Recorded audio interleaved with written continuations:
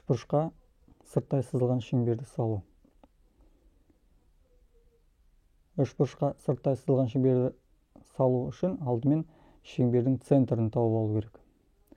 Шеңбердің центрі үшбұрыштың қабырғаларының орта перпендикулярларының қиылысу нүктесінде орналасқан. Алдымен қабырғалардың орталарын тауып алайық. Мысалға, АБ қабырғасының ортасы Д нүктесі болсын. BC қабырғасының ортасы Е нүктесі болсын. Енді осы нүктелер арқылы өтетін перпендикулярлар салайық. Міне, АБ қабырғасына перпендикуляр түзу. Міне, мына қара түсті түзуіміз.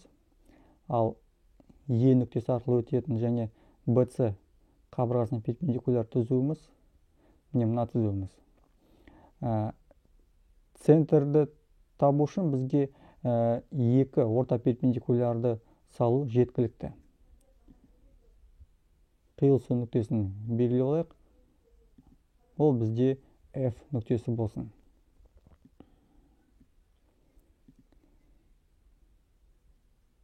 Енді шеңберді салсақ болады.